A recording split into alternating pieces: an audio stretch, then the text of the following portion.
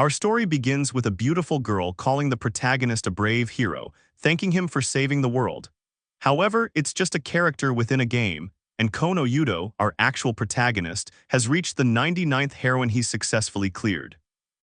Yudo is an ordinary high school student with one exception. Suddenly, his father bursts into his room, loudly reminding him that it's time for his morning training and urging him to hurry up. Yudo replies that there's still time and tells his father not to barge in without warning. His father, serious as ever, slowly closes the door, saying he'll be waiting, leaving Yudo to sigh in frustration. He reflects on the rigorous Kono-style martial arts his father teaches him, wondering if they truly need such skills in times of peace, as if they were in a demon lord-controlled alternate world or something. Moments later, Yudo sports a huge bump on his head, frustrated by how his father didn't hold back from the start. He changes into his school uniform, but remembers he needs to decide which heroine to pursue next before heading out. In the small gaps between school and training, Yudo has been working through various games, from dating sims to mainstream ones. Now, with a sense of excitement, it's time for him to choose his 100th heroine. Scanning the choices, he quickly decides on a bestiared slave girl, opting for her salvation route. Later, Yudo is on the train, stifling a yawn as exhaustion pulls at him. The strain from his morning training combined with staying up all night gaming has worn him out. He falls asleep, oblivious to a magical circle that appears beneath him, engulfing him and leaving his school bag behind on the train. When he wakes up, he's no longer on the train. Surprised, he wonders where he is, knowing he should still be on his usual route. Suddenly, he hears someone nearby asking what the hell that is. Turning, Yudo is shocked to see a boar in a human body, along with other animal-human hybrids surrounding him. Bewildered, he wonders who or what these people are. The boss asks Crane, his second-in-command, if the newcomer possesses any unique skills. Crane stammers, replying that the man before them, has no special abilities or unique skills. Furious, the boss grabs Crane, demanding if he's certain that humans summoned from other worlds are supposed to have unique skills.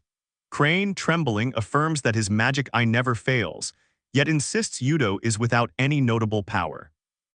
Overhearing their conversation, Yudo wonders what they mean by summoning, realizing it's a common trope in games. Still, he begins to question if it's truly happening to him. Yudo touches the floor to confirm it wasn't a dream. The animal-like stench and the gritty feel of the floor felt all too real. Crane then explains to his boss that if there was anything the magic eye couldn't perceive, it would have to be some unknown, unclear, unique skill. In a fury, the boss slams Crane to the ground, shouting that it was just fantasy nonsense and furious that he'd wasted a fortune on the summoning stone. One of the boss's minions asks if they should try selling Yudo as a slave. Realizing he needs to escape, Yudo stands up, aware of the danger, when suddenly a massive sharp sword is aimed at his head, shocking him. The boss shouts that a male slave with no abilities is worthless and orders his minions to kill Yudo. They respond eagerly, and one tries to spear him in the head. Yudo dodges in time, realizing he has no other choice. With quick reflexes, he launches 2 fingers forward, piercing the pig's neck. The creature drops instantly, its neck bleeding. Both the boss and Crane stare in shock as Yudo smiles in disbelief.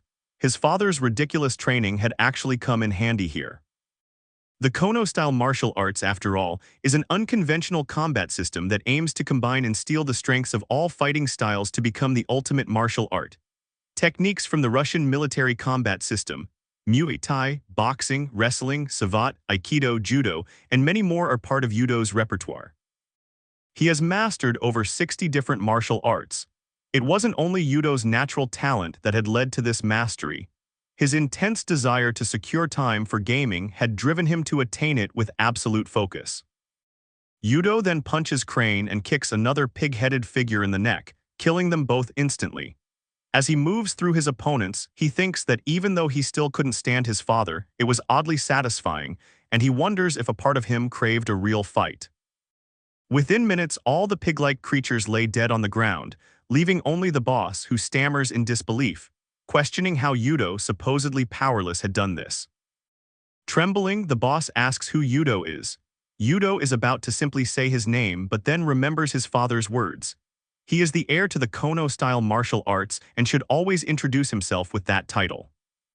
Dashing toward the boss, Yudo introduces himself as Kono Yudo and punches the boss squarely in the chest, adding that he is just an ordinary high school student like anyone else.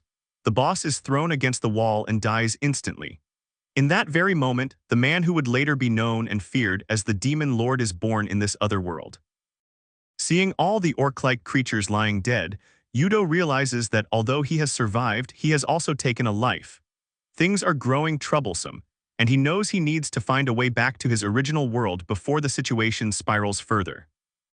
Without a phone or game console, Yudo feels stranded. Then he notices a glowing display in front of the fallen boss, introducing him as Guild Is, an orc and a slave trader with no unique abilities. It looks like a game status window, and Yudo deduces that his enemies were orcs, not pigs. The system then appears directly in front of him, displaying his own status window, leaving him to wonder if it truly is his. Examining the window, he sees 3 unique abilities: Skill Taker, Slave Contract, and Evil Eye. Confused, Yudo wonders how he has gained 3 unique abilities when he was supposedly powerless. Clicking on Skill Taker, he reads the description: the ability to steal abilities from defeated monsters. He laughs at the coincidence. Just as he had mastered martial arts by stealing techniques, he now has the power to steal monster abilities. This also means that the remaining 2 skills likely came from the orcs he defeated. Yudo reasons that the status window might be related to his newly acquired Evil Eye ability, and that Skill Taker, being too rare, wasn't detectable by that power. Reflecting on how he'd been summoned to this world without warning, he feels a glimmer of hope. It seems the heavens haven't abandoned him. With Skill Taker and Evil Eye at his disposal, he is determined to survive and find his way back to conquer the 100th heroine. Meanwhile, in Expend City, the royal capital, a beast woman sits in her room at an inn, engrossed in a book titled Hero Arc Schwarz. She smiles, thinking no matter how often she reads about him, Arc remains as wonderful as ever. Suddenly, someone calls her name. Spa, startled, stands up, rushing to the desk to apologize for keeping them waiting. The woman at the desk instructs her to greet a customer, and she replies with a quick yes before hurrying outside. As she goes, Spa finds herself wondering if one day a strong, handsome man with black hair and black eyes will appear in her life. At the same moment, Yudo, who fits that exact description, continues exploring this unfamiliar world, finding something useful from the orcs he had defeated. A moment earlier, Yudo had decided that gathering information is the key to returning to his original world. He reasons that he isn't the only one summoned here and that others likely have unique skills, so he decides to seek out people with similar circumstances. Searching through the boss's belongings, he finds some local currency, understanding that money and resources will be crucial for survival. Apologizing to the boss's body, he pockets the currency and notices a bag lying on the floor. Upon closer inspection, he realizes it is a 4-star magical bag with limited capacity, allowing him to freely store and retrieve items. Pleased with the find, he immediately stores his spears, money, and some clothes inside, then changes into a new outfit and prepares to set out. As he moves toward the exit, Yudo encounters a small red level 1 slime blocking his path. At first, he wonders if it is truly a slime as it approaches him cutely, but just as it draws near, it transforms into a monstrous version, attempting to swallow him whole. Yudo quickly pulls out a spear from his bag and stabs the creature, splattering slime everywhere. Although it was easy to defeat, he reminds himself to stay alert. Yudo then considers whether defeated monsters might drop money or items as they would in a game. If they don't, defeating them might not be worth the effort. But to his surprise, a system message pops up, showing that he has gained 1 out of 10 in fire resistance, a new trait. Realizing he will need to defeat 9 more slimes to fully level up his fire resistance, Yudo decides to tackle them quickly.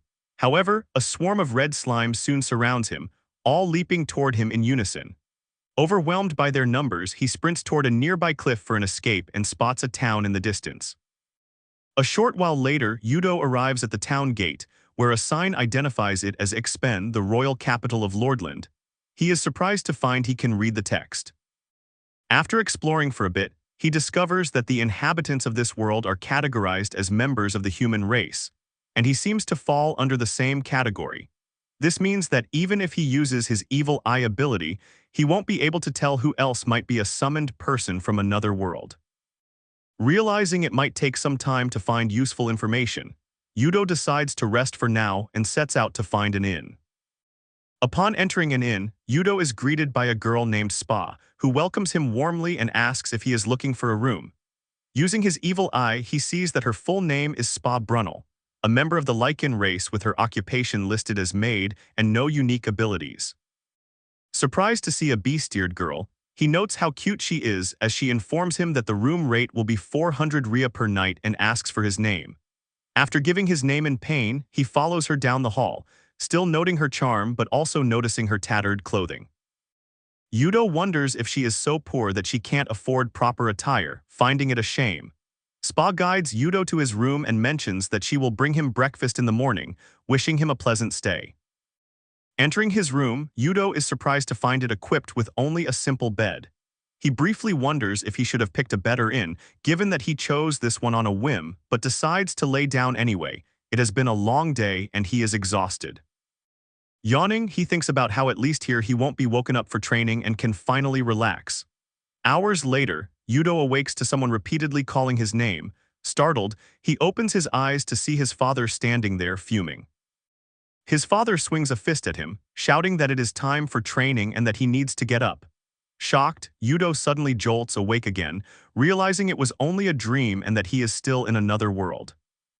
Frustrated, he sits up, wondering if the strange dream was due to the uncomfortable bed, and considers again that he might find a better inn next time. Just then, someone knocks on his door. Opening it, he finds Spa, who cheerfully greets him and informs him that she's brought breakfast. His decision to find a new inn quickly fades as he notes again how cute she is. Spa sets the breakfast on his table as he reflects on his dwindling funds and the need to find work soon. He mentions to her that he is looking for work in town and asks if she knows of any good places. She confirms, surprised, and asks if he means he is truly seeking work. Yudo replies confidently, mentioning that he practices martial arts and thinks he is quite capable. Excited, Spa suggests the Adventurers Guild, explaining that adventurers accept quests and earn rewards, often involving monster hunting. Remembering similar mechanics in games, Yudo realizes that joining the guild could allow him to earn money while improving his unique skills, abilities, and traits. Grateful for her advice, he hands her a coin. Spa's eyes widen when she sees it is a silver coin worth 1,000 Rhea.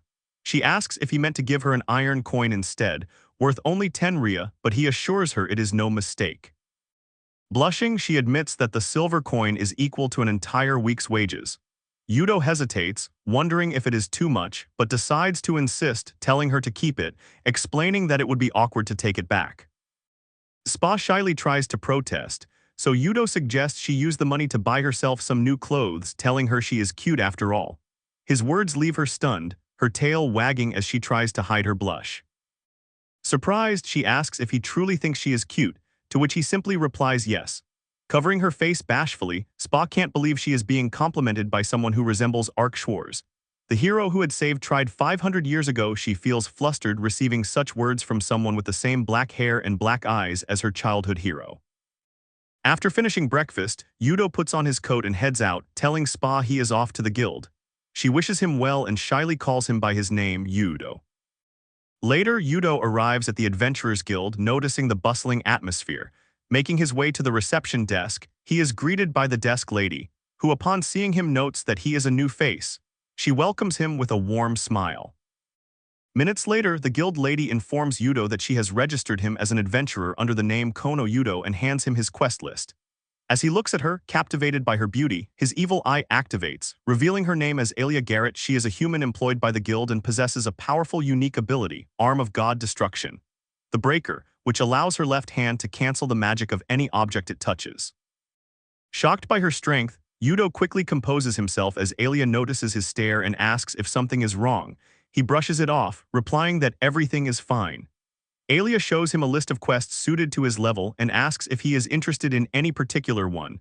Yudo responds confidently that he will take all the subjugation quests. She nods in understanding, while he internally notes that the pay seems low, especially since he'd need to defeat around 30 monsters in 2 nights. He briefly wonders if he should seek work outside the guild for better compensation. Alia then hands him a beginner's set, wishes him a safe journey, and he accepts it, deciding to give these quests a try. Later, in a nearby forest, Yudo crouches behind a bush, observing a group of monster bats flying overhead. Taking aim, he throws his spear, successfully taking down 2 bats in one strike. Approaching the fallen creatures, he calculates that he has now defeated 10 monsters in total. He begins harvesting proof of the subjugation, feeling slightly frustrated. The fighting itself isn't difficult, but collecting the evidence is tedious. After finally finishing, he opens his system menu, preparing to continue with his next plan. He sees that his wind magic skill has leveled up to level 2 and notes he'd need to defeat 20 more bats to reach the next level. Recalling that his level 1 wind magic had been about as strong as a low fan setting, he wonders how much stronger it has become.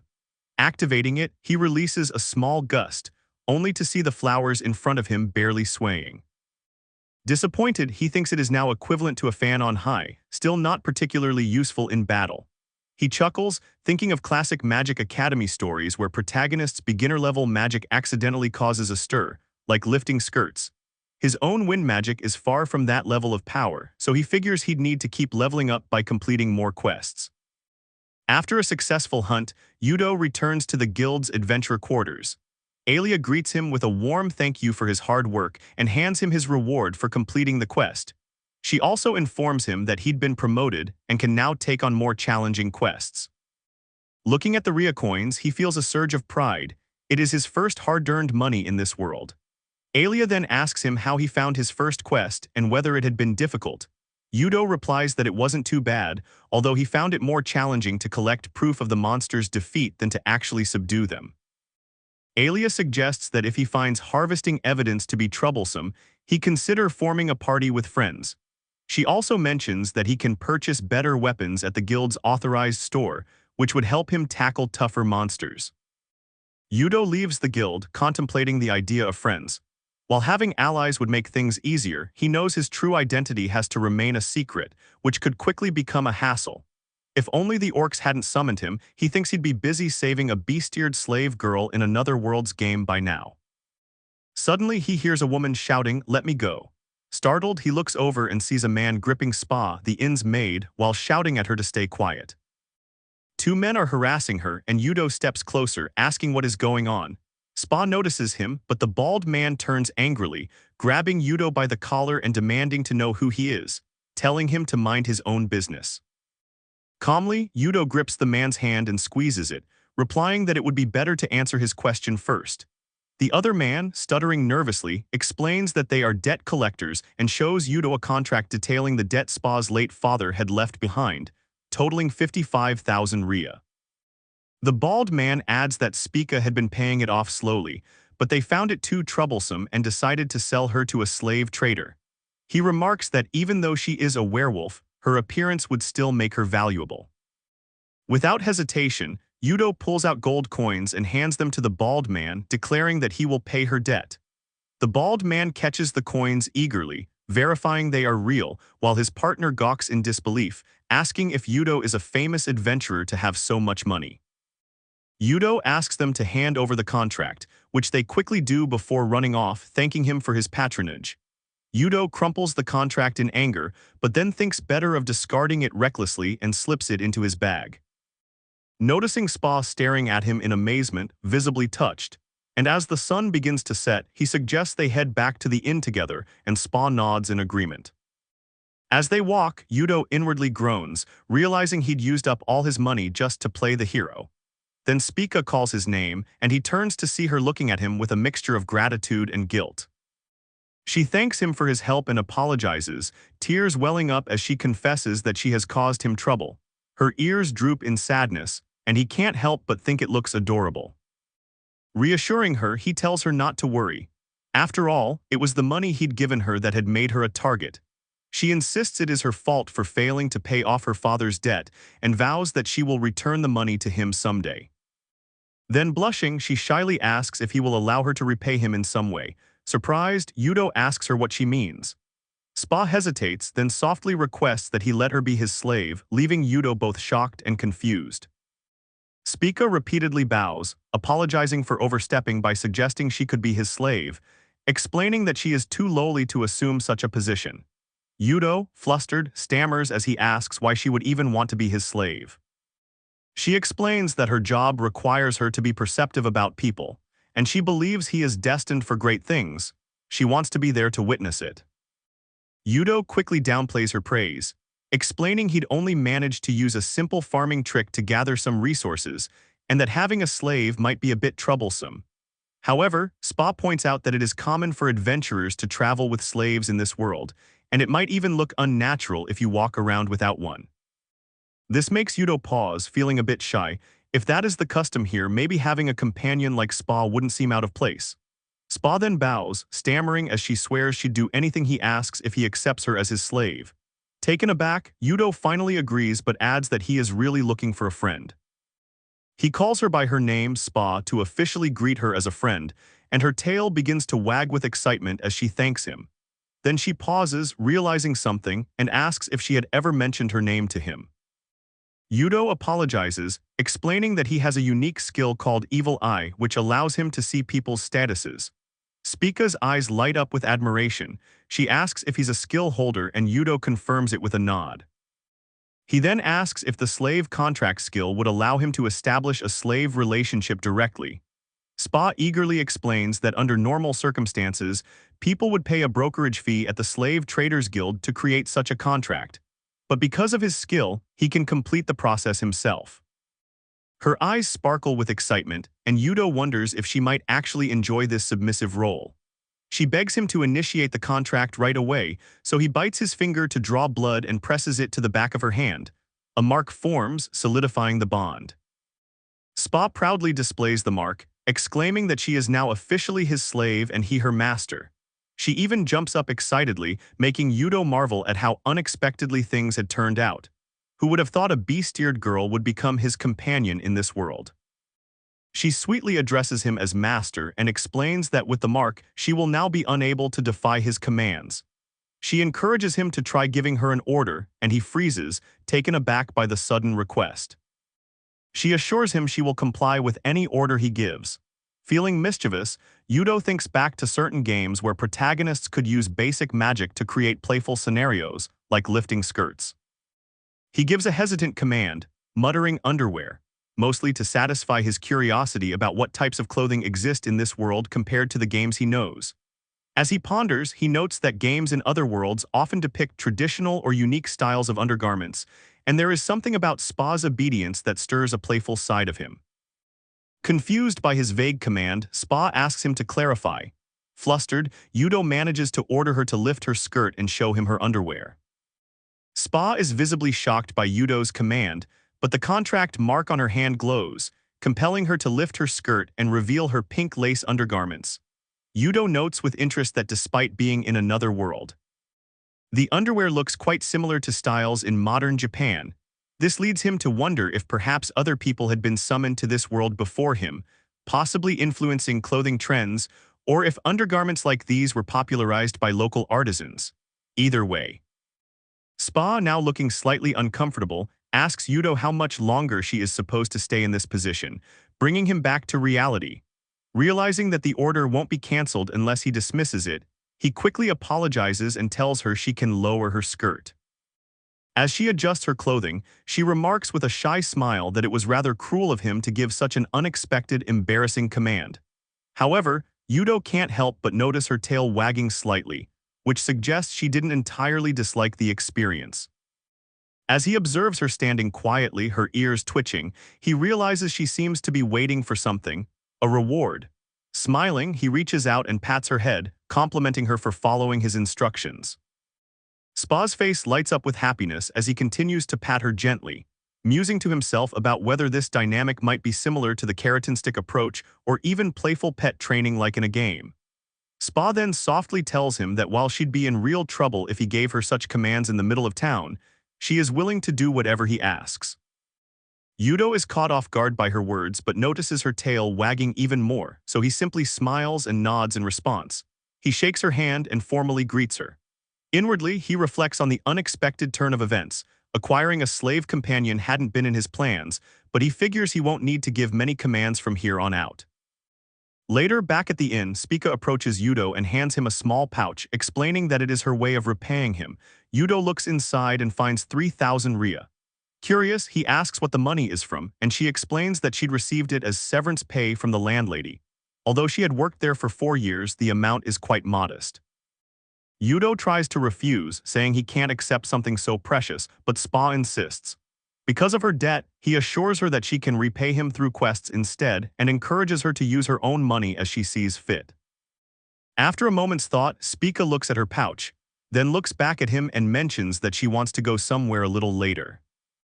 Yudo finds himself in a luxurious inn, enjoying his first hot shower in 2 days.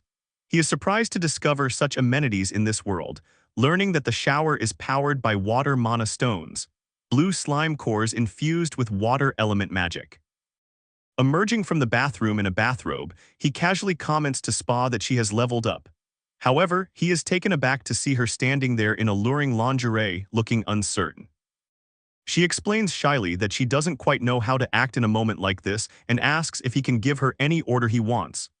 Yudo is stunned, standing there in silence for a moment, but part of him had expected such a scenario to arise.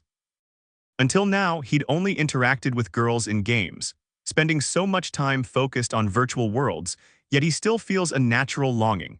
Unsure if it is appropriate to let things progress this quickly after only just meeting Spica, he finds himself drawn to her undeniable allure. Realizing he doesn't want to hold back anymore, he moves closer, laying her down as she looks up at him sweetly, telling him to go ahead and give her the order. Yudo reaches into the cabinet, hoping to find something, only to realize it is empty. Spa, noticing his hesitation, asks if something is wrong. He stammers, explaining that he is wondering if they have any contraceptives. Spa looks at him puzzled and asks what a contraceptive is. Yudo quickly realizes that such things don't exist in this world, leaving him to wonder if he can truly take responsibility if Spa were to become pregnant. Knowing he intends to return to his original world someday, he realizes that going further with Spica could mean leaving her behind with a child. Caught up in these thoughts, he simply tells her, "Come here." Surprising her, she nods, approaching him, and he pulls her into a hug, holding her close without saying more. Spa, a bit confused, softly calls his name, but he gently tilts her face toward him and apologizes. He asks if they can just stay like that tonight. When she inquires if it is an order, he replies that it is. She agrees, and they spend the night together, simply hugging each other. The next morning, Yudo tells Spica that he plans to visit a store to buy weapons. She immediately offers to accompany him, but he explains that she should stay behind. Taken aback, she asks why, and he clarifies that while it is common for adventurers to have slaves, he had only just acquired one yesterday, which might raise suspicions. They still have some time before checkout, so he suggests she take the opportunity to relax. He leaves, hoping she won't feel hurt by his decision, though he knows it might feel like he is denying her affection. Later, at the weapon shop, Yudo meets Adolf Rudolph, a human merchant with the unique skill appraisal. Adolf offers to buy the orc spear staff and the adventurer's clothes for a total of 8,900 ria. Adolf also mentions he will put any rare items up for auction and suggests Yudo return the day after tomorrow to check on the sale. Yudo agrees. Looking at the sword, Adolf tells Yudo that he did really manage to find such a rare item.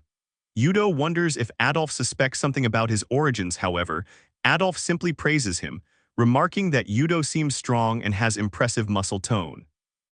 Yudo responds with a smile, feeling relieved, though he can't shake the feeling that he is being watched. As they continue talking, Adolf advises Yudo that if he were to acquire the auction earnings, he might consider buying a slave. Adventurers often have disputes over reward distribution, he explains, and slaves offer a simple solution. Yudo keeps quiet, knowing he already has Spa as a companion. Adolf further recommends that if he plans on buying a slave, he should go to a guild-approved store. Curious, Yudo asks if such stores exist, and Adolf confirms, explaining that the high demand for slaves among adventurers has led to well-established, trustworthy shops. If interested, he adds, Yudo should go see for himself. Meanwhile, in a dimly lit slave store, a young woman sits quietly inside a cage, her wrists bound with wooden handcuffs, waiting. A moment later, he returns to the luxury inn and apologizes to Spa for keeping her waiting. She simply greets him with a bright smile and welcomes him back warmly. She then asks if he has found anything good. He replies that he has indeed, mentioning he got a sword and that he also brought a knife for her, noting that it is supposed to be sharper than those provided by the guild. She carefully takes it out, considering it a gift from her master. With the knife held close to her face, she sweetly thanks him, promising to treasure it with her life. Worried, he suggests they put it away for now. He then remembers Adolf's recommendation about buying a slave, but as he looks at Spica happily admiring her gift, he thinks that with her by his side, he doesn't really need another companion. He then tells Spa that now that they have their weapons, they should go and take on a quest. She excitedly agrees. A short time later, as they arrive at the guild, he tells Spica to wait for him at the entrance. She asks him why she has to wait outside again but reluctantly agrees, asking him to return quickly. He feels like an owner leaving his dog behind to go to work. Inside, Alia greets him and shows him the available quests, mentioning that he is currently QR2. As he reviews the list, he notes more monsters are available for hunting quests, but one quest in particular catches his eye. A high-reward quest for 200,000 Ria to catch the culprit behind a series of kidnappings. Alia asks if he is aware of the recent kidnappings in town. He replies that he hasn't heard about them since he'd only been in this world for 3 days. With a somber tone, Alia explains that the kidnappings had started around 2 months ago in Expen, specifically targeting teenage girls. Despite the knight's ongoing investigation, the culprit remains elusive, leading the king himself to request the guild's assistance. Concerned, he realizes that Spa could also be a target, and resolves to be cautious about leaving her alone until he suddenly remembers she is still waiting at the guild entrance. He quickly informs Alia that he will start by accepting all the hunting quests. She acknowledges his choice and he rushes outside. Spa greets him brightly, and as he catches his breath, he expresses his relief, though his reaction leaves her looking confused. Later, as they arrive at the Raggle Mountains, he checks in with Spa, asking her to let him know if she gets tired. She assures him she is fine, explaining that as a lichen, she is part of a hardy race. When he asks if she has any experience fighting monsters, she admits she doesn't as she rarely leaves town, but in a slightly panicked tone, she quickly adds that if necessary, she will face any monster head-on, risking her life for him, though she trembles at the thought. He laughs, telling her he'd prefer she stay safe and let him handle most of the fighting. He asks her to focus on locating the monsters instead, and she agrees. Soon, she senses something and whispers to him that a monster seems to be nearby. She points to a red slime off to the side. He picks up a stone from the ground, praising Spica for her sharp senses. After positioning himself for a strong throw, he announces that it is time to get started. He hurls the stone with considerable force, hitting and instantly killing the slime as it splatters on the ground. Spa watches in awe and exclaims at how impressive it is that he can take down a distant target without even using a bow. He replies that he simply finds throwing more straightforward, though he'd consider a bow depending on the situation. He then tells Spa he'd like her to handle the skinning and asks if she thinks she can manage. She replies confidently that she used to work at an inn, so she's comfortable handling knives. Bending down by the slime, she pierces her knife into it, causing it to ooze everywhere. He notes that most people would scream at the sight and finds her composure impressive. Extracting the slime's crystal core, she proudly announces that she's done, making him blush and wonder if Spica has a Yandir streak. Gently, he wipes some of the slime blood off her face, thanking her and praising her for her good work, which makes her sigh with relief. He then suggests they continue gathering materials, and she eagerly agrees.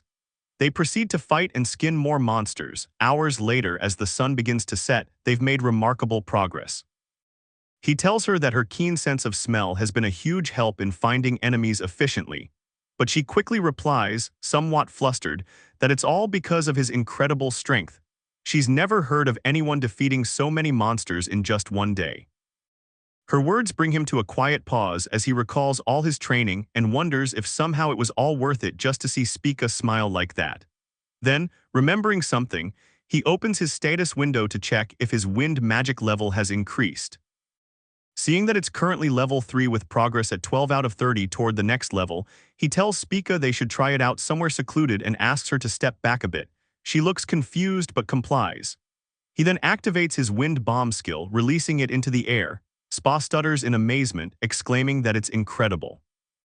He responds that while it packs a punch, the range is short and it's slow, so he might as well just strike directly. Next, he tries channeling the wind magic to his feet, wondering if it could support his martial arts.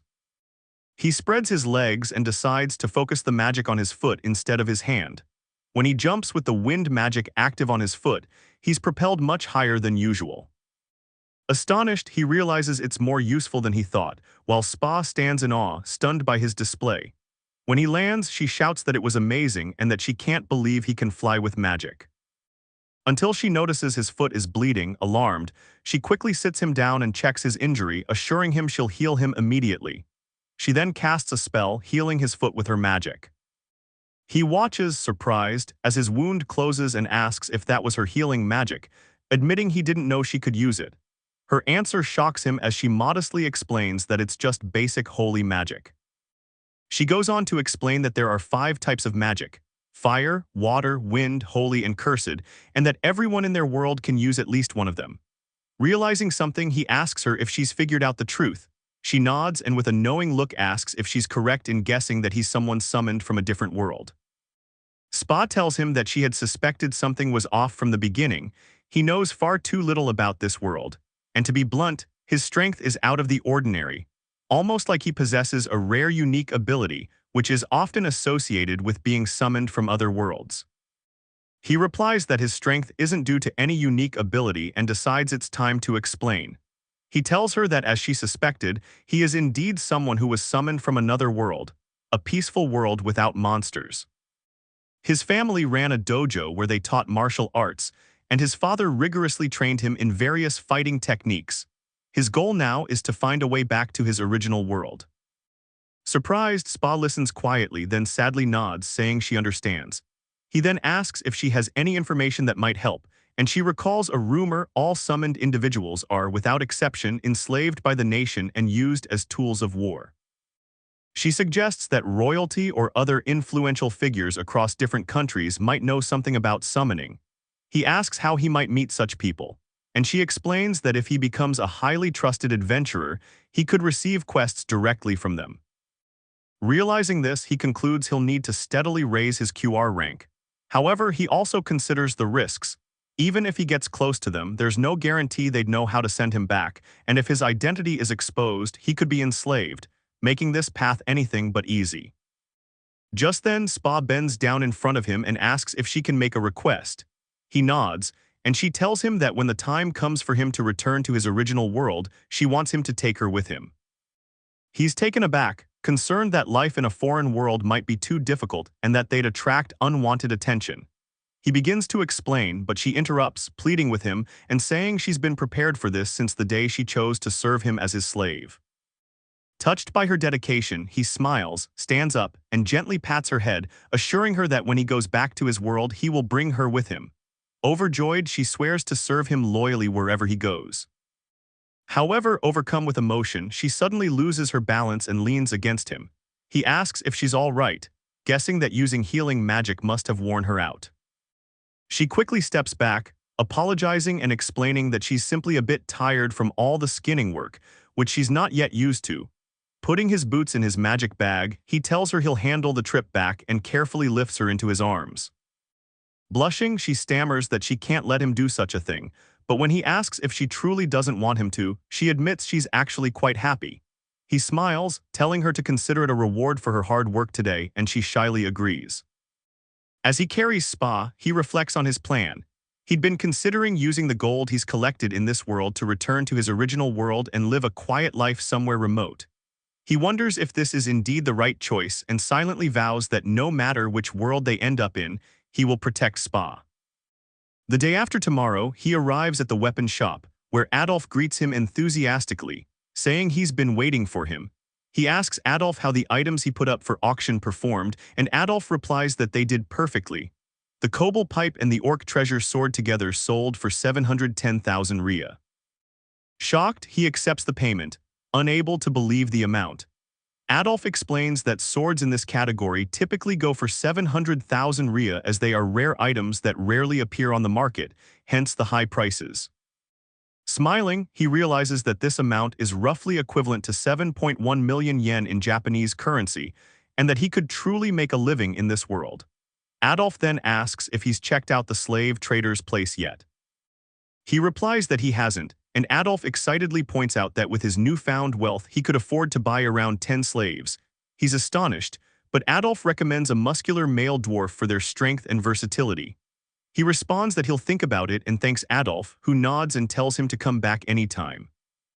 As he walks outside, he starts considering the possibilities of buying slaves and wonders if any female slaves are available, musing that with 10 he'd practically have a harem.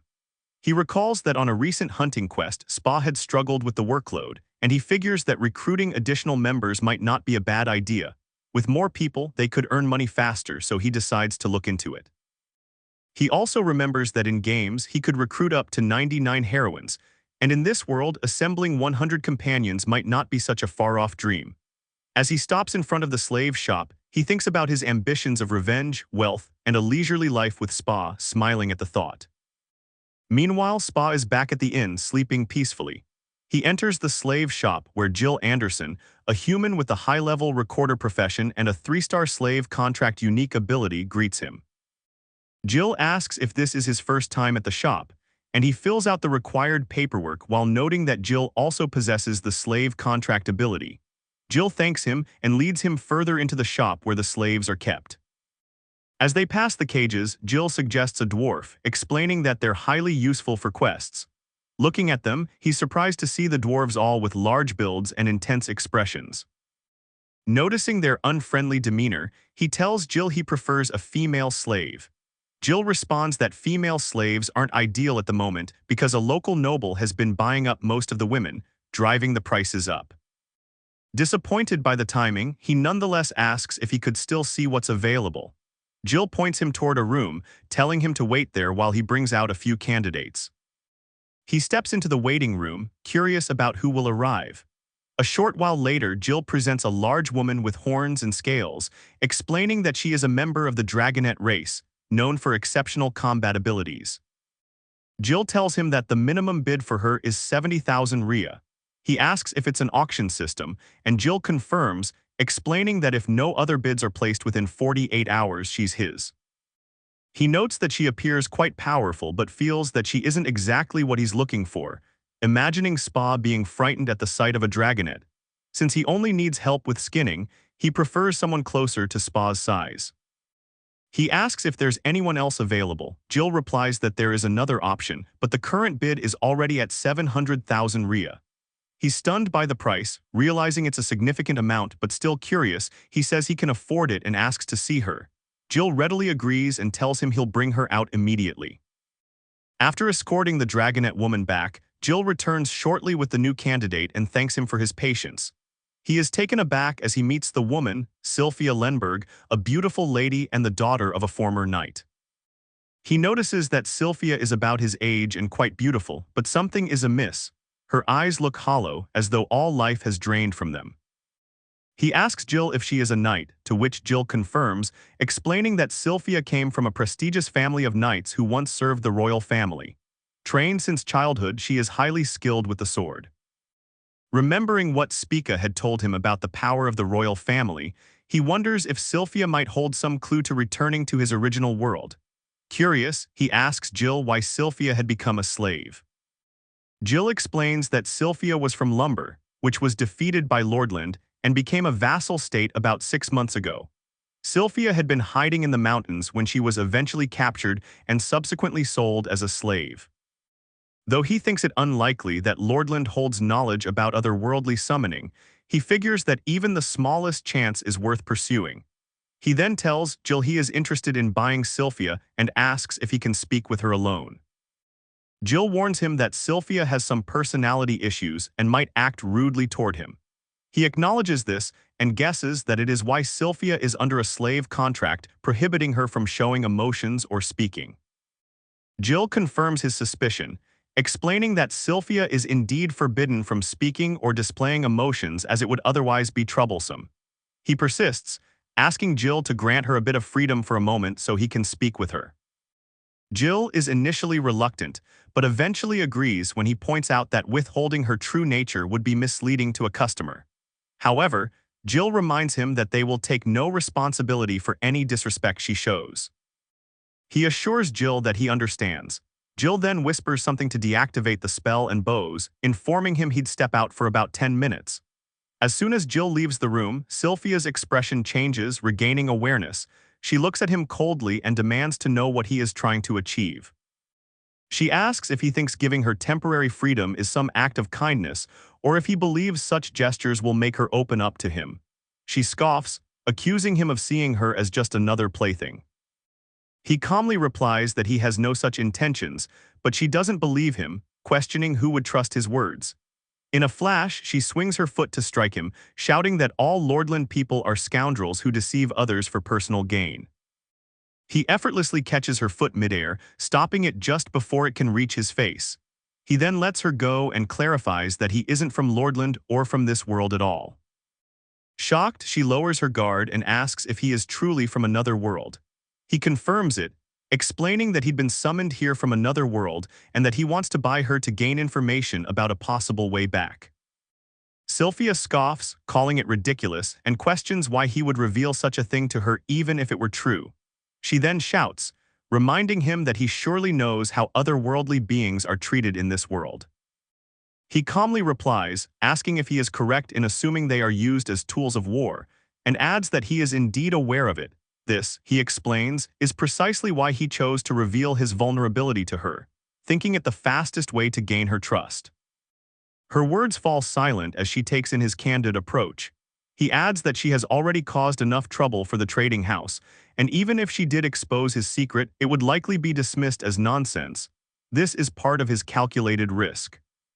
She remarks that he is being unusually honest for someone negotiating, especially by revealing his intentions so openly. However, she admits she has misjudged him. She'd assumed he was just another man with lecherous thoughts, but now she sees he is different. This catches him off guard, reminding him guiltily of the time he'd asked Spa to show him her underwear, but he shakes off the memory. Sylphia then asks if his ultimate goal is to return to his original world. He confirms, asking if she knows anything that could help. He then tells her that if she indeed has useful information, he will place a bid on her, and if her insights prove valuable, he might even consider releasing her from slavery. She is surprised to hear his offer but admits it is an appealing deal, and to be direct, she can say she knows part of the information. He looks relieved, turns around, thanks her, and tells her he will go place a bid. She asks why he isn't suspicious of her, but he replies simply that she has no reason to lie. After all, she understands the risks of exposure, as otherworldly summoners are known to possess rare unique abilities. She agrees, and he adds that for the record, he also has the slave contract skill, so if she is considering running before providing information, she shouldn't bother. She acknowledges his careful nature and asks for his name, which he gives as Kono Yudo. She repeats it thoughtfully, saying she likes his name and admits that perhaps serving him as a slave wouldn't be so bad. He keeps silent, turns to thank her, and assures her he will return soon. Outside, Jill asks if he is finished already. He replies that he is, requesting that Jill proceed with the bidding. Jill acknowledges and informs him that he will bring Sylphia back shortly, asking him to wait. Left alone in the silence, he finds himself replaying Sylphia's words about serving him as a slave, which stirs something in him. He reminds himself that he'd actually said he'd set her free, but he can't deny that having her as a companion would be invaluable. Her strength alone would be a great help in battle, and beyond that, she is beautiful in a different way from Spica. Though he dreams of adding her to his 100-member harem, he concedes that if he gains her freedom and the information he needs, it will be worth it. Just then, he notices something out of the corner of his eye and goes to check it. A short while later, he returns to the luxury inn. Spa is already awake, and she sincerely apologizes for oversleeping, bowing repeatedly and insisting that doing so as a slave is unacceptable. He reassures her that it is fine as she was probably tired from the quest, but she keeps insisting, pleading for him to punish her. Reluctantly, he agrees. A few minutes later, Spa is wearing new underwear, admiring how comfortable they feel. She asks if they were expensive, and he replies that they weren't as they had been on sale, and he bought them in hopes that she would wear them. Smiling, he muses that he'd like to see her in a maid outfit or even a bunny suit someday. But for now, he needs to save up for Sylphia's auction. Thanking him, she asks if this is really her punishment. He confirms that it isn't, tells her to stay still for a moment, then using his wind magic, he lifts her skirt, revealing her new underwear. Startled, Spa stammers, asking why he used magic to lift her skirt. He simply replies that he wanted to try it out, thrilled at the scene he'd created. She replies that she understands and excitedly asks if it is a form of magic training. Seeing her enthusiasm, she encourages him to use her body as practice for controlling his powers if that's what he wants. He clarifies that it isn't quite what he had in mind, but he thinks that a bit of embarrassment could help with practice. Realizing her determination to serve him, he decides to play along. To get into the spirit of it, he uses his wind magic again, lifting her skirt, and jokingly asks her what is with her underwear, as if she were trying to tempt him. She insists that isn't the case and reminds him that he'd asked her to wear them. He feigns indignation, scolding her for talking back and declaring it is punishment time. Each time, he'd use his wind magic to lift her skirt, and they repeat this playful exchange several times. After about 10 minutes, they both feel exhausted from using so much magic, realizing that they'd overdone it. They laugh together, having learned that even playful magic should be used in moderation. The next day, he wakes up feeling tired and tells Spa that he must have fallen asleep quickly because his body feels worn out from using magic. She replies that it is likely due to his lack of experience with magic. His magical power will gradually increase if he practices every day. He understands that it is similar to training back in his own world. He just needs to keep practicing regularly. A moment later, they arrive at the forest. Spa looks around and suddenly stops, pointing to the side, saying she can smell a demon nearby. He praises her for her sharp senses, and soon he spots a bee fairy and a scissor crab. She warns him that while they need to take down both monsters, they should be cautious. The scissor crab's claws are powerful enough to slice through a person's wrists, while bee fairies, though not fighters, can use healing magic, making them troublesome to handle. Surprised, he remarks that despite being out of town for a while, Spica seems to know a lot about the monsters. She explains that she'd read about them and heard stories from customers at the inn. He eyes the monsters, asking if it is best to target the bee fairy first. Spa quickly warns him that bee fairies flee when approached, so he'd need a bow. Ignoring the warning, he continues toward the monsters, shouting that they are in his way. Concerned, Spica reminds him that scissor crabs have hard outer shells that are difficult to cut with a sword, but as he swings his blade, the crab is sliced apart with ease. He continues slashing effortlessly, chopping the scissor crabs into pieces, leaving Spica stunned as she was about to advise him to aim for their joints.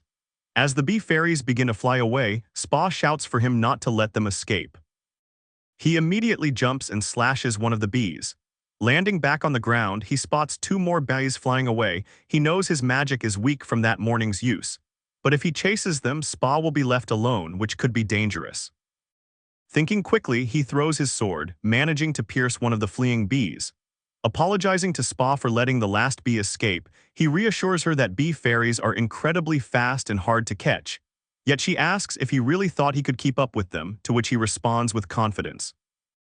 Realizing he is right, she notes that his raw combat instincts allowed him to quickly catch up with the bee fairy and take down the scissor crab. His fighting style might be unrefined, but his instincts are remarkable. Hours later, as they continue their hunt, Spa marvels at his efficiency. She shouts that she can't believe how many monsters he'd hunted in such a short time. He asks her if it is too much, then helps her skin the creatures, thinking he'd secured the 710,000 Rhea he needs to win the bid for Sylphia. However, he knows there is a chance someone else might outbid him, so he is determined to keep earning more. Spa then asks if it is true he'd sold some weapons the other day and how it had gone. He tells her he'd earned 710,000 Rhea, which amazes her. When he mentions that he'd already spent it, she is stunned, asking if he'd used it all on her underwear and if it was somehow worth that much. Mortified, she bows repeatedly toward the pile of monster corpses, vowing to repay him for the rest of her life. Panicking, he tries to correct her misunderstanding, assuring her that he hasn't actually spent the money yet, he is just planning on it. Later, they arrive at the slave shop. Spa looks around and asks what this place is. He explains that it is the slave trading house. She immediately panics, clinging to him and asking if he is planning to sell her. He assures her that he would never give her away. explaining that he had previously come here intending to buy another slave. He mentions that he feels he'd put a lot of pressure on her with the recent fight quest and thought that with more help, the workload would be lighter for everyone. He then adds that by chance, he had found someone here who might know how he could return to his original world, which surprises her. He walks toward the door, explaining that this slave had promised to share information if he bid on her and freed her from her slavery, and that he wants Spa to meet the person he'd chosen. As he enters, he notices someone nearby and instinctively activates his evil eye skill. The man's name appears as Jish Bernstein, a vampire with no current occupation, possessing a unique 5-star ability called Alarm Bells. Jish must have sensed him as he turns around, approaches, and comments on his surprise at seeing him with a licensed slave. Flustered, Spica quickly clarifies, saying they aren't even close to that kind of relationship. He sighs, telling her to stop looking so pleased at being called that. Jish stops, leans in close, and remarks admiringly on his muscular build, asking if he is trained in combat and saying he'd never seen such a physique before. The attention puzzles him, especially as Jish's expression turns unnervingly intense. At that moment, Jill interrupts, calling Jish Sir Andrea, which confuses him even more. Jish apologizes for his behavior, explaining that he couldn't help but admire his physique, and then takes his leave, exiting the building. Spa, impressed, remarks that Jish must be an unusual man to recognize his strength at a single glance. He is deep in thought about Jill calling Jish Andrea when his name had appeared as Jish, suspecting that Jish might be a vampire disguising himself as a human. He asks Jill if this man is the noble who'd been buying up all the female slaves in town. Surprised, Jill confirms it but asks him to keep it quiet, explaining that Jish's interest had started about 2 months ago and that he'd since gained quite a reputation among the slavers. The timing strikes him. He recalls Alia mentioning that teenage girls had been kidnapped over the past 2 months, and he realizes that the timeline matches the incident reported at the guild. It leads him to suspect that if Jish is involved, he is likely targeting the girls for their blood. Just then, Jill informs him that Jish had recently placed a new bid on Sylphia, raising her price to 720,000 Rhea. Shocked, he feels the urgency of the situation. Sylphia is now in danger. Jill asks if he wants to place a counter bid, noting that the starting bid would be 730,000 Rhea. Without hesitation, he agrees, furiously vowing to himself that he will never let that vampire get his hands on her. A moment later, he introduces Spica to Sylphia, explaining that Sylphia is a knight from the Lummer family and that they need her help to learn about the so-called summoning. Spica greets Sylphia warmly, introducing herself and proudly declaring that she is Yudo's finest slave, which prompts him to tell her not to make him sound like a crazy man. Spica then asks Sylphia if she can see her hand. Sylphia agrees, and as Spica had suspected, Sylphia's hands bear small scratches. Spica immediately uses her holy magic to heal them, telling Sylphia it should help ease the pain. Grateful, Sylphia flexes her hands, thanking her and noting that they already feel much better. Sylphia then remarks that she'd heard they had received a new bid earlier. Yudo explains that a certain noble had been their competition for a while, but assures her not to worry. He thinks it best not to mention that their competitor is a vampire as it might make her nervous. Sylphia nods in understanding, then unexpectedly addresses him as Lord Yudo, which takes him by surprise. She asks if he intends to keep her as his slave once he wins her bid, which confuses him further. She clarifies that the world is harsh for an unprotected woman, and besides, a knight needs a master to serve, someone she can dedicate her life to. He replies that he isn't a king or a man of power, so having a knight feels unusual, and she might be overestimating him. But Sylphia disagrees, explaining that she has seen many slaves in her time. She knows the look of a slave serving an arrogant master, those forced to work until they break, forbidden from seeking relief. She notes that Spica, in contrast, has eyes full of kindness and awareness, which indicates she is treated with care. Spa chimes in, grabbing both their attention, and confidently tells Sylphia that she is absolutely correct. Both Yudo and Sylphia are caught off guard as Spa continues excitedly, praising her master, saying that not only is he physically and mentally strong, but he has also taken on all her debts and has a big heart to match. Just as she is about to add that he is a bit eccentric, he covers her mouth, leaving Sylphia to stare at them in mild confusion. Spica then exclaims that the greatest joy in her life is being Yudo's slave.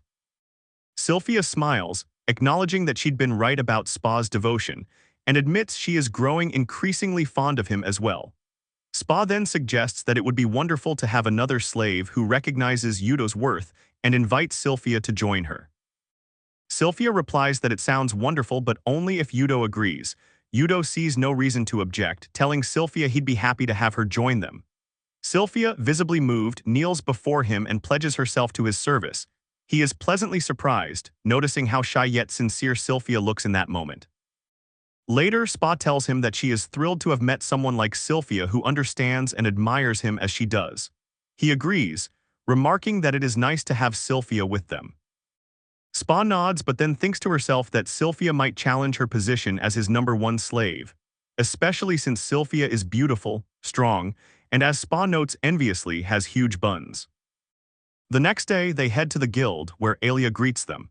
She informs him that he is now QR7 and mentions that there is an urgent state quest available if he is interested. Knowing they need to earn money to keep up with potential price increases for Sylphia's bid, he reviews the quest. It is a Cobalt eradication mission offering a reward of 4,000 Rhea for every 10 Cobalts eliminated. Spica notes that this rate is 5 times higher than usual, and Alia explains that Cobalt attacks on humans have been increasing lately. Additionally, Gilder, the Orc Lord of the Raggle Mountains, had recently been killed by an unknown assassin, which the Cobalts are likely using as an opportunity to expand their territory. He wonders if Gilder, the Orc Lord, had been the one who summoned him to this world. Shakily, he confirms to Alia that he'd take the quest. Alia responds that she understands and will handle the formalities while he reassures himself that the situation isn't his fault and has nothing to do with him. A short time later, they arrive at the caves in the Rocky Hills. Spa uses her heightened sense of smell to scan the area and warns him to be careful. There is an overwhelming scent of evil nearby. Just then, he hears a noise behind them. Turning quickly, he sees Cobalts emerging from hiding, led by Laris Rhodius, the Cobalt chief who possesses the unique ability Transparency, rated at 3 stars.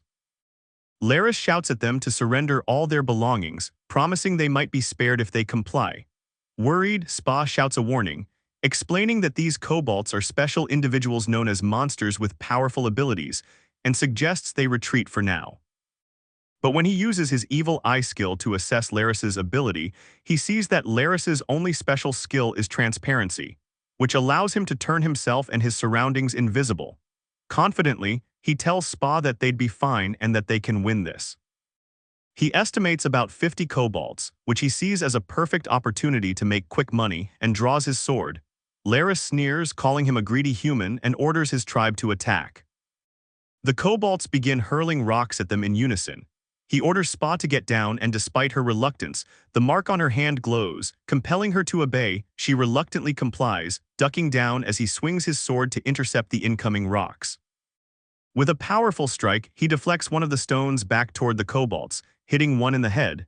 He continues striking each stone with precise force, causing them to ricochet and hit the Cobalts with lethal accuracy. Spa watches in awe as the stones he deflects strike the Cobalts, instantly killing them on impact. But then one of the deflected stones strikes Spa in the back, startling her. He apologizes, admitting he couldn't block them all. To his surprise, she laughs it off, shouting that it is incredible. However, just as she says that she is hit again on the head and back, making him marvel at her toughness, Spa is definitely a badass. Realizing his strength, Laris yells in frustration, demanding to know what kind of person he is, and then orders the Cobalts to retreat. Yudo instructs Spica to start gathering materials and items from the defeated Cobalts while he hunts down the rest. She cautions him not to go too far, warning that the ambush had likely been planned specifically to trap adventurers, but he is determined, telling her that Laris had probably hoarded treasure from other adventurers. As he charges forward, Spa picks up her fallen knife, reflecting on how aggressively he pursues fights and wonders with a blush if he'd be that intense with her one day. Suddenly, he calls her over, saying he'd nearly defeated the Cobalt leader, which startles her. Stammering, she replies yes and hurries after him. As he explains that only the boss remains, she points out that though the boss isn't visible, she can still smell him in the room ahead. Activating his evil eye skill, Yudo scans the area and in a shadowed corner spots Laris's outline. He taunts the invisible Cobalt leader, telling him he can see through his ability. Realizing he'd been discovered, Laris deactivates his transparency skill, acknowledging Yudo as the bearer of the evil eye. He then attempts to bargain, offering to hand over his treasure in exchange for protection for his comrades in other regions. Yudo moves toward the pile of treasure and sees a collection of valuable items: elemental armor, protection rings, and a rare black treasure necklace. Spica gasps, recognizing the treasure trove of rare items. Just then, Laris silently rushes at Yudo, grinning with malicious intent as he prepares to stab him from behind, but Yudo, unfazed, spins around and lands a powerful elbow strike, slamming Laris into the wall and instantly killing him. Spa is stunned, amazed that he defeated a named monster feared even by the realm's knights with a single unarmed blow. She asks if he'd known Laris would break his promise, to which he replies that Laris's leadership skills showed he was a capable but ruthless leader. Even if Laris handed over the treasure, there was no guarantee he'd spare his comrades. It is better to eliminate the threat than trust empty promises. Yudo then tells her that a true leader does whatever it takes to protect his comrades, even if it means difficult choices, something he would expect to do himself if he were in Laris's position. He begins collecting the treasures and placing them in his magic bag, urging Spa to grab anything valuable so they can head back. Watching him, she thinks he embodies the very definition of a leader and wonders if Yudo had truly been summoned to this world to be a hero. She recalls a line from one of her favorite books that reads, "He and his companions once saved the tri-worlds of this world." Inspired, she wonders if Yudo is destined to become such a hero. Meanwhile, as Spa admires his leadership, Yudo can't help but entertain a mischievous thought. Transparency is a useful skill, and he decides he will give the necklace to Spa as soon as they get back, his mind racing with possibilities as his new slightly sadistic side begins to emerge. Later, they return to the Adventurers Guild, presenting the Kobold knives they had collected. The sheer quantity shocks the other adventurers. After counting them, Alia confirms they had turned in a total of 170 Kobold knives and announces that effective immediately, his QR will be raised to 10. Spa excitedly informs him that he is now a bronze-ranked adventurer. Confused, he asks what that means, and Alia explains that the title is awarded to adventurers who complete over 10 quests, and it comes with benefits such as increased quest rewards. Just as Alia is about to continue discussing his reward, a man shouts, "Hold on a second," drawing their attention. Turning around, they see a green-haired man accusing him of cheating, with a blonde man beside him adding that the urgent quest had only been posted that morning. No one could have hunted 170 kobolds so quickly. The green-haired man speculates that he must have stockpiled the knives in advance, arguing that the quest is specifically about subduing kobolds actively attacking humans. The blonde laughs, adding that the knives would be pointless if they weren't obtained legitimately. Spa whispers to Yudo, asking what they should do, reminding him that while they did hunt about 50 kobolds, the rest were collected from the den. He calmly replies that in situations like this, confidence is key. Turning to the two men, he tells them he had indeed gathered every single one of those knives today without question. This only infuriates the green-haired man further, who shouts at him to prove it. Alia anxiously steps in, asking everyone to stop as they are disturbing the others in the guild. Ignoring her, the men taunt Yudo, accusing him of trying to show off in front of Alia. They sneer that he could never win her over because she is the adventurer's idol and completely out of his league. Alia tries once more to de-escalate, but just then the green-haired man launches a punch toward Yudo, yelling for him to admit he is cheating. In an instant, a massive hand appears, grabbing the man by the head. Everyone looks over, shocked to see that the hand belongs to Alia, her expression calm but firm.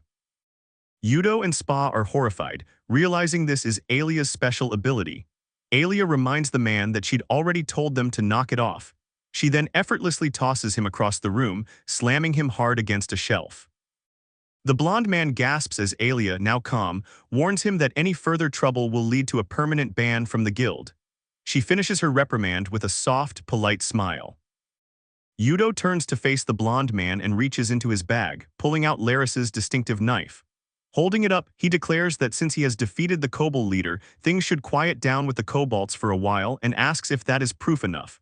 He also suggests that if they doubt the knife's origins, they can be appraised at a certified shop. Embarrassed, the blond man curses under his breath and runs off, defeated. Yudo then apologizes to Alia for causing a commotion, but she shakes her head, insisting that she should be the one apologizing. Shyly, she admits that it is unfortunate they had to witness such an unpleasant scene. He assures her that it was not unpleasant at all and adds that he actually found it impressive, admiring her strength and character. Internally, he finds the contrast between Alia's elegance and her incredible strength fascinating. Spa is shocked to hear him speak so openly and looks at him with slight concern, while Alia blushes and thanks him, moving on to explain the reward. Yudo mentions to Spa that he is sweaty from their mountain trek and will head to their room to freshen up. She agrees, and soon they return to their room. In the bathroom, Spa is showering to relieve her fatigue from the day's work. As she turns off the shower and begins to dry her hair, she thinks about how Alia seems to be falling for Yudo. Although it is nice that more people are recognizing his worth, she can't shake a strange feeling, wondering if she might become less important to him. Shaking her head, she resolves not to dwell on it.